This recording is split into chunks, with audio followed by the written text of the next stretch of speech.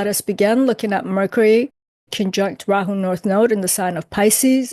And one more thing, before starting, please remember to like, subscribe, and comment. Please comment. Let me know how you experience these transits. Super important to me. It helps me understand the different forms and manifestation of these conjunctions for other people. Although I would need the entirety of your chart to understand the complexity of it and the patterns.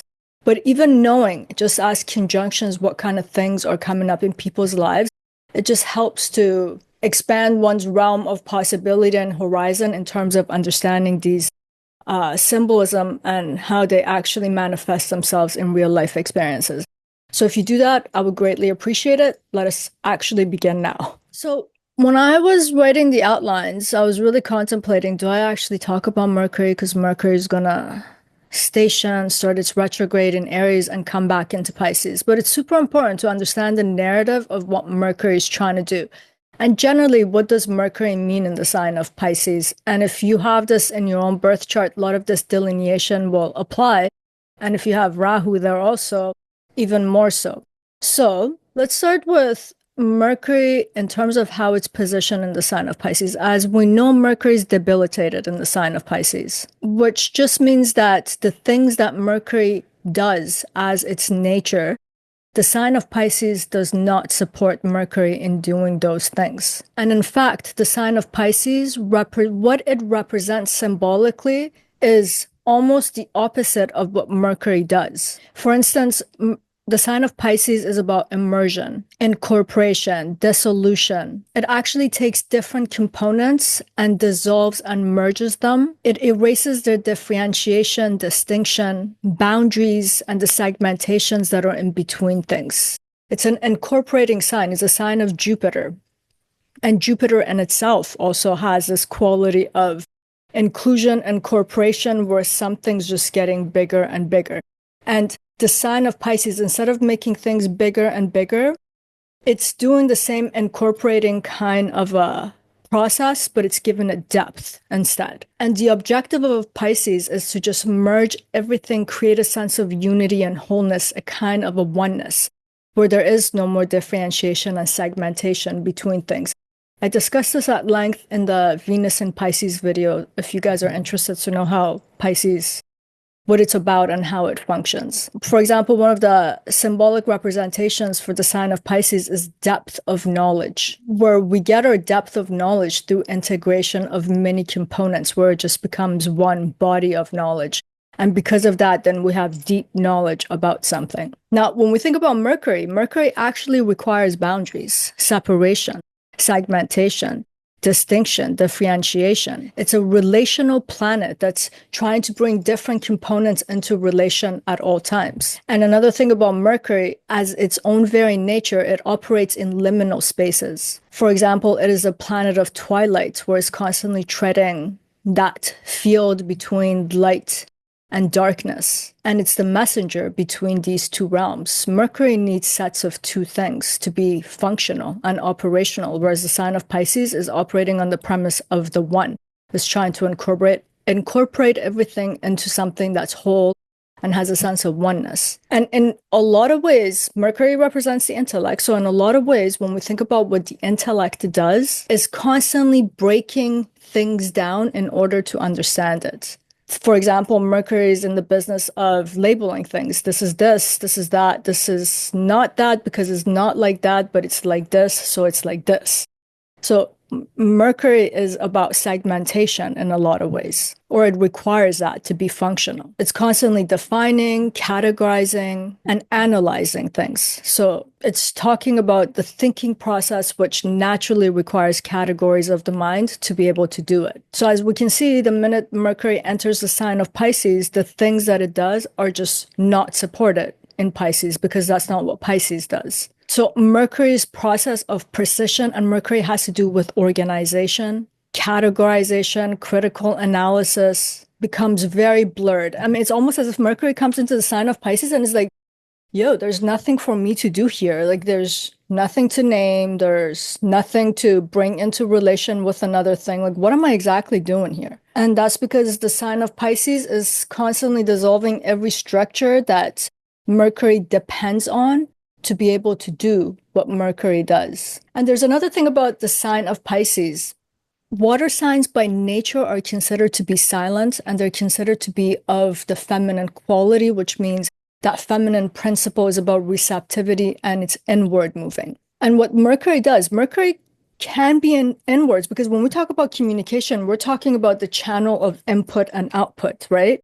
But when it comes into the sign of Pisces, it's just a one-way channel of input, input, input. And Mercury is a planet of communication and wants to articulate itself. And in the sign of Pisces, it becomes very difficult for Mercury to do this. And in fact, this is not just the nature of Pisces. Like I was saying, all the feminine and the water signs have this quality, and they're not intellectually, let's say, inclined. I don't know how else to say it, or they don't operate that way. For example, in the sign of Cancer, communication happens via feelings. That's a form of communication.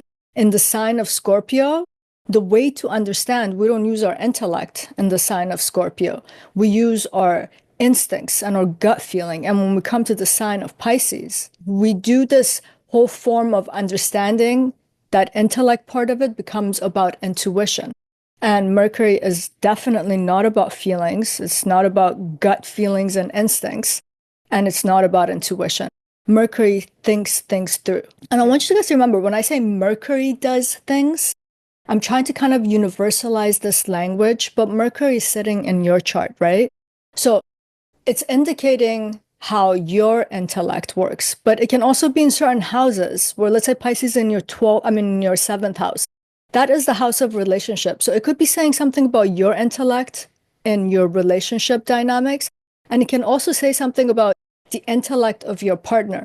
So when I'm talking about Mercury here, I'm talking about you and your life. And if you want to know how the themes are unfolding in general, you have to look at which house is Pisces sitting in, because it's talking about the people pertaining to that house. And it's trying to work itself out through the themes of that domain of life. So, but I'm just going to use the word Mercury as much as possible, because I'm trying to tell you guys how these planets function in general. So we could say the sign of Pisces depends on intuition to have a kind of a synthesis, whereas Mercury needs to analyze different categories and components to have that synthesis. And since this is not in the sign of Pisces, discernment, the power of discernment becomes very blurry for Mercury in the sign of Pisces. In fact, Mercury, because it has to rely on that intuitive aspect, it doesn't know, or it has a hard time, or you may have a hard time sometimes, let's say with this transit, to differentiate between your internal impressions of some things versus facts of things. Facts and our impression, which is reliant on our subjectivity and our feelings, are not always in correspondence. So that is something that Mercury grapples with in the sign of Pisces. And for this reason, Mercury becomes very susceptible to confusion in this sign. It can misinterpret things. It can misrepresent things. And it has to rely on intuition rather than critical thinking. So these are some of the general challenges that Mercury faces when it comes into this sign, which has been in this sign for a while.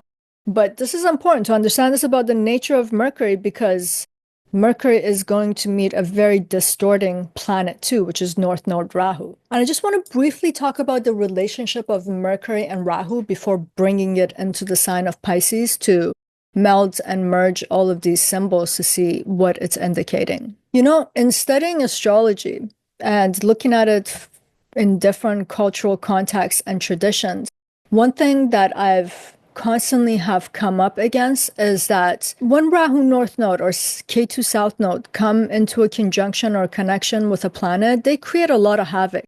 But there is some sort of, I'm using this word loosely, affinity between Rahu and Mercury. For example, when I was studying Persian astrology and researching it, Rahu is considered to be in its exaltation. Again, loosely, we can't give exaltation to the nodes, but it's acting almost as if it's exalted. That means it's getting fully supported in the 3rd house. And in the natural zodiac, who owns the 3rd house? It's Gemini, which is Mercury's sign. And then in other traditions, Rahu gets this exalted state again loosely, in the sign of Gemini.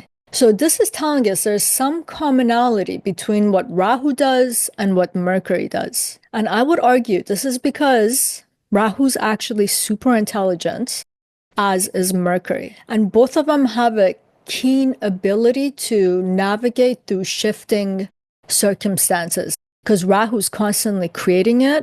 And Mercury, as with its zigzagging motion, oscillating back and forth, its agility as the air element, is very apt at navigating its way through shifts and fluxes like that. Now, if we shift our gaze to Vedic astrology, before Rahu and Ketu became Rahu and Ketu, as these planets, they were an entity. They were just a unified one entity called Svarbhanu. And Svarbhanu was an Asura. And this guy managed to outsmart all the gods, get into their gatherings, sit with them, amongst them, specifically sitting between sun and moon, to get the nectar of immortality. And he was found out, and Vishnu ended up beheading Svarbhanu, where it threw its body on one end of the cosmos and its head on the other end. Now we have Rahu and Ketu. But we have to remember, we're talking about an intelligent being. We're talking about remarkable cleverness to be able to disguise himself among all the gods and in between the two luminaries, the two bright ones, and still be able to get his hand on that nectar. I mean, he swallows it, and as soon as it's going down his throat, that's when he gets beheaded, but still, he got it. And I think when we read this story, I encourage you to actually look it up. It's a very interesting, very meaningful story. And initially, it could be interpreted as Svarbhanu here having some moral failings in some ways, but it's also highlighting his intelligence and his strategic way of thinking. So Rahu has this cunning way about it if it wants to. And we know Mercury as the planet of intellect, reasoning, and discernment also has a lot to do with cleverness. For example, we don't like liars, and we all lie. Human beings lie. And one of the reasons for this is because we are intelligent. Lying in some way is showing us some degree of intelligence, that you can hold two contradictory ideas, and not just that, to actually project and portray it in the world to make someone else distorted in their perception. This is a lot of strategy and thinking. It comes to us unconsciously or subconsciously, but it's a sign of intelligence in a lot of ways. And as I was saying, Rahu gets a bad rep whenever it comes into connection with other planets, but when it comes into connection with Mercury, and we're not just going to call it cunning and clever, it makes someone hyper intelligent in a lot of ways. And that's because a lot of their function is in resonance, which all of those old astrological traditions are also trying to demonstrate by giving it a state of exaltation or being supported in Mercury's signs and house. There's a couple of buts here, though. For one, this resonance does not mean planetary friendship, as Rahu and Ketu do not favor any planets, and they just merely amplify their presence. But for example, Rahu has this strange connection with both Saturn and Mercury. Nonetheless, Rahu amplifies, Ketu intensifies. So whatever condition that Mercury is sitting in, Rahu will amplify that. So if Mercury is in an afflicted position, such as its debilitation, it's going to amplify those qualities of Mercury. It's not like suddenly and magically it's going to make Mercury do something else. And that's because the environment that they're both sitting in is saying that, I don't care who you guys are, I support this kind of a function, and you're in my environment. So you do what I do, or you're going to struggle. So in some ways, Rahu is going to intensify Mercury's weaknesses in the sign of Pisces. And it's important to remember Rahu and Ketu in the Vedic tradition are considered outcasts. They're kind of like mercenary. They operate outside the boundaries of the norm. So they're not going to create alliances with any one planet either. Like, oh, hey, Mercury, you and I are kind of alike, so I'm just going to bring out your good qualities and negate your difficult ones. They're generally going to amplify or intensify whatever they come into contact with. And as I just explained, Mercury in the sign of Pisces is already facing a lot of challenges. So Rahu will bring out some cool components of Mercury, but it's also going to bring this debilitated aspect of Mercury in the sign of Pisces. So now let's just get right into what does it mean when Mercury and Rahu are conjunct in the sign of Pisces.